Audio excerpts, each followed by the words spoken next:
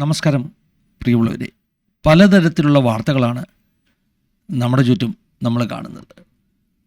വാർത്തകൾ കാണുമ്പോൾ നമുക്കുണ്ടാകുന്ന വികാരങ്ങൾ വ്യത്യസ്തമാണ്. ചില വാർത്തകൾ നമ്മളെ ആശങ്കപ്പെടുത്തും, ചിലത് നമ്മെ ഭയപ്പെടുത്തും. ചില വാർത്തകൾ കാണുമ്പോൾ നമുക്ക് സഹതാപം ഉണ്ടാകും, ചിലത് നമ്മുടെ ആത്മരോഷത്തെ ഉണർത്തിവിടും. ഞാൻ ഇനിയും പറയാൻ പോകുന്ന വാർത്ത കേൾക്കുമ്പോൾ നിങ്ങൾക്ക് ഏത് തരത്തിലുള്ള ഒരു ചിന്തയാണ്, വികാരമാണ് ഉണ്ടാകുന്നതെന്ന് നിങ്ങൾ തന്നെ പറഞ്ഞുകൊള്ളുക. ഗുജറാത്തിൽ നിന്നുള്ള വാർത്തയാണ്. ഗുജറാത്തിലെ ഒരു പഴയ പോലീസുകാരൻ കറപ്ഷന് വേണ്ടി കേസ് നടക്കുകയായിരുന്നു. കൈക്കൂലി വാങ്ങിച്ചു എന്ന പേരിൽ.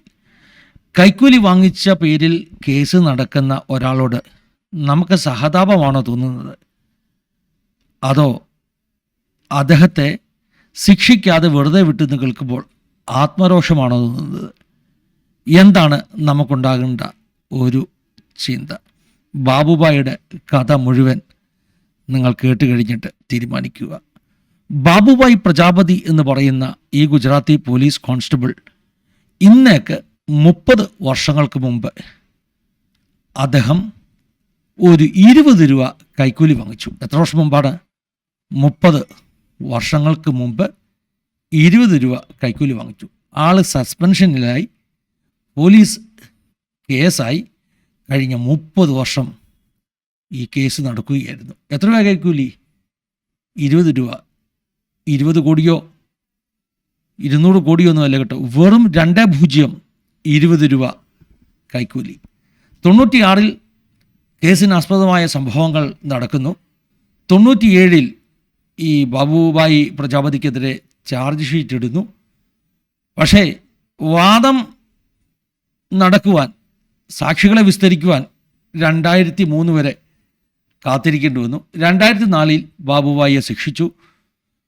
സെഷൻസ് കോടതി, കീഴ്ക്കോടതി 4 വർഷം തടവിന് 3000 രൂപ പിഴയിടുവാനുമാണ് വിധി കൽപ്പിച്ചത്. പക്ഷെ ബാബുഭായി ഹൈക്കോടതിയിൽ അപ്പീലിന് പോയി. അങ്ങനെ 2004 മുതൽ കഴിഞ്ഞ 22 വർഷമായിട്ട് ഈ കേസ് ഹൈക്കോടതിയിൽ കിടക്കുകയാണ്. 22 വർഷം നീളുന്നു നീതി കിട്ടാൻ വേണ്ടി. അത്ഭുതമല്ലേ നമ്മുടെ നീതിന്യായ വ്യവസ്ഥിതി?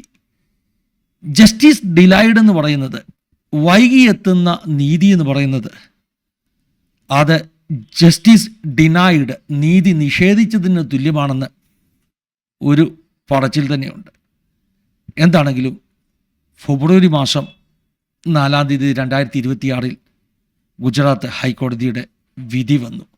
ആ വിധി കേട്ടപ്പോൾ എനിക്ക് തോന്നിയത്, അതായത് ബാബുഭായിയെ വെറുതെ വിടാനുള്ള വിധി കേട്ടപ്പോൾ എനിക്ക് തോന്നിയത് ആത്മരോഷമൊന്നുമല്ല കേട്ടോ. അതായത് കൈക്കൂലി വാങ്ങിച്ചവനെ വെറുതെ വിട്ടു എന്ന ആത്മരോഷമൊന്നുമല്ല, മറിച്ച് ഒരു സഹതാപമാണ്. ഇവിടെ ഇടയ്ക്ക് നിർത്തി 1-2 കാര്യങ്ങൾ പറയണം. ഇവിടെ 20-200 കോടി അഴിമതി ചെയ്യുന്നവർ സ്വൈര്യവിഹാരം നടത്തുന്ന ഒരു നാട്. ഒരു നിയമവ്യവസ്ഥിതിയും അതൊന്നും കണ്ടില്ല എന്ന രീതിയിൽ ഇങ്ങനെ പോകുന്ന ഒരു നാട്. കഴിഞ്ഞ ദിവസം ഡൽഹിയിൽ നിന്ന് കേട്ട ഒരു വാർത്ത, ഒരു വലിയ ഗുഡ്ക മുതലാളിയുടെ മകൻ താൻ ഓടിച്ച ലംബോർഗിനി 6 പേരെ ഇടിക്കാനിടയായി തീർന്നു. അപ്പോൾ ഈ ലംബോർഗിനി കോടിക്കണക്കിന് രൂപയുടെ വണ്ടിയാണ് കേട്ടോ. എന്താണെങ്കിലും വണ്ടി ഇടിച്ചു നിന്നു, ആൾക്കൂട്ടം കൂടി. പക്ഷേ ഈ പയ്യൻ്റെ കൂടെ അംഗരക്ഷകരുണ്ട് തൊട്ടടുത്ത വണ്ടിയിൽ. ഒരു 4-5 ബൗൺസേഴ്സ് ഇറങ്ങി വന്ന് ഇവനെ രക്ഷിച്ചോണ്ട് പോയി. പോലീസ് സ്റ്റേഷനിൽ കേസായി, FIR ഇട്ടു. FIRന് അകത്ത് എഴുതിയിരിക്കുകയാണ്, പേരറിയാത്ത അല്ലെങ്കിൽ അജ്ഞാതനാകുന്ന ആൾ ഓടിച്ച വാഹനം 6 പേരെ ഇടിച്ചിരിക്കുന്നു. ഈ വാഹനം ഓടിച്ചത് അജ്ഞാതനായിരുന്നു.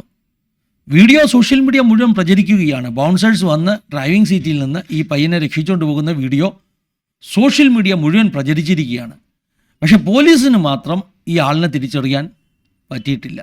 അജ്ഞാതനെതിരെ അല്ലെങ്കിൽ പേരറിയാത്ത കുറ്റവാളിക്കെതിരെ FIR ഇട്ടിരിക്കുന്നു.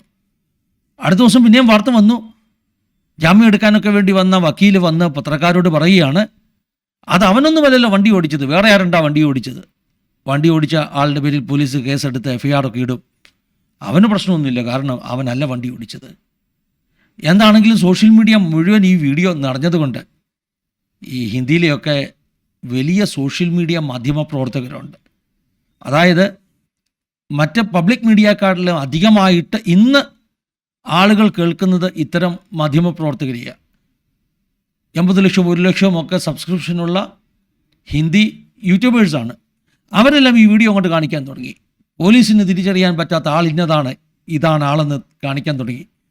അവസാനം പോലീസ് ഓഫീസേഴ്സ് വന്നൊരു പത്രസമ്മേളനം നടത്തി. അന്ന് ഞങ്ങൾ FIR ഇട്ടപ്പോൾ ഞങ്ങൾക്ക് ആളുടെ പേരറിയത്തില്ലായിരുന്നു. ഇപ്പം ആളിൻ്റെ പേരറിയാം, അതുകൊണ്ട് പുതിയൊരു FIR തിരുത്തൽ വരുത്താം എന്ന് പറഞ്ഞുകൊണ്ട് പത്രസമ്മേളനം നടത്തി. ഇതൊക്കെയാണ് നമുക്ക് ചുറ്റും നമ്മൾ കാണുന്ന കാഴ്ചകൾ. ശരിക്കും ബാബുഭായിയെ വിട്ടപ്പോൾ അതുകൊണ്ടാണ് എനിക്ക് അദ്ദേഹത്തോടൊരു സഹതാപം തോന്നിയത്. ചുറ്റും കാണുന്ന കാഴ്ചകൾ കാണുമ്പോൾ ഒരു ആത്മരോഷവും. കഥ അതുകൊണ്ട് തീരുന്നില്ല. ഫെബ്രുവരി മാസം 4-ാം തീയതി ബാബുഭായിയെ വെറുതെ വിട്ടുകൊണ്ടുള്ള വിധി വന്നു. 5-ാം തീയതി ബാബുഭായി തൻ്റെ അഡ്വക്കേറ്റിൻ്റെ ഓഫീസിൽ നിന്ന് പോയി. ഇത്ര നാളും സസ്പെൻഷനിലായിരുന്നു കേട്ടോ. 20 രൂപ കൈക്കൂലി വാങ്ങിച്ചതിൻ്റെ പേരിൽ 30 വർഷം. കിട്ടാനുള്ള കുടിശ്ശികയൊക്കെ കിട്ടുമോ, നഷ്ടപരിഹാരമൊക്കെ കിട്ടുമോ എന്നറിയാൻ വേണ്ടിയാണ് വക്കീൽ ഓഫീസിൽ പോയത്. ഇനി അതിൻ്റെ ബാക്കി പ്രോസസ്സ് എന്താണെന്ന് നമുക്കറിയത്തില്ല. വക്കീൽ എന്താ പറഞ്ഞതെന്ന് നമുക്കറിയത്തില്ല. ഇനി അതിൻ്റെ പേരിൽ പിന്നെയും കേസും പുക്കാറുമായിട്ട് നടക്കണോ, നമുക്കറിയത്തില്ല എന്താ സംഭവിച്ചെന്ന്. എന്താണെങ്കിലും വക്കീലിൻ്റെ ഓഫീസിൽ വെച്ച് ഇദ്ദേഹത്തിന് ഹാർട്ട് അറ്റാക്ക് വന്ന് ഈ പറഞ്ഞ പ്രജാപതി പഴയ പോലീസുകാരൻ മരിച്ചുപോയി. സങ്കടം വരാതിരിക്കുമോ? പലപ്പോഴും നമുക്ക് ചുറ്റുന്ന പല കാഴ്ചകളും നമ്മളിലുണ്ടാക്കുന്ന വികാര ചലനം നമ്മുടെ ആത്മരക്ഷത്തെ ദ്യോതിപ്പിക്കുന്നതാകുമ്പോൾ എന്തിനാണ് ഇതൊക്കെ പറയുന്നതെന്ന് നിങ്ങൾ ചോദിക്കും. അത്രയുമെങ്കിലും പറഞ്ഞില്ലെങ്കിൽ, അത്രയുമെങ്കിലും ആത്മരോക്ഷം എൻ്റെ അകത്തില്ലെങ്കിൽ ഞാൻ എങ്ങനെ നീതിയിൽ വിശ്വസിക്കുന്ന ഒരു മനുഷ്യനാണെന്ന് എനിക്ക് എന്നെ തന്നെ ബോധ്യപ്പെടുത്തുവാൻ കഴിയും. അതുകൊണ്ട് എനിക്ക് തോന്നി ആസാദി മലയാളത്തിൻ്റെ ന്യൂസ് ചാനലിൽ ഈ കാര്യം പ്രേക്ഷകരുമായിട്ടൊന്ന് പങ്കുവെക്കണമെന്ന്. ഒരു പക്ഷേ എനിക്ക് തോന്നിയ ചിന്തയായിരിക്കില്ല നിങ്ങൾക്കുള്ളത്. അത് നിങ്ങളുടെ ഫ്രീ വില്ലിന് വിടുന്നു. പക്ഷേ എനിക്ക് തോന്നിയത് ബാബുഭായിയോട് ഒരു സഹതാപവും പിന്നെ ഈ സിസ്റ്റത്തോട് ഒരു ആത്മരോക്ഷവുമൊക്കെയാണ് തോന്നിയത്. അത്രയുമെങ്കിലും ഒന്ന് പറഞ്ഞില്ലെങ്കിൽ പിന്നെ ഞാൻ മനുഷ്യനാണെന്ന് പറഞ്ഞിട്ട് എന്താ കാര്യം എന്ന് പറഞ്ഞുകൊണ്ട് ഈ ന്യൂസ് ബുള്ളറ്റിൻ അവസാനിപ്പിക്കുകയാണ്. ദൈവം എല്ലാവരും സഹായിക്കട്ടെ, അനുഗ്രഹിക്കട്ടെ. God bless you all. Have A wonderful time.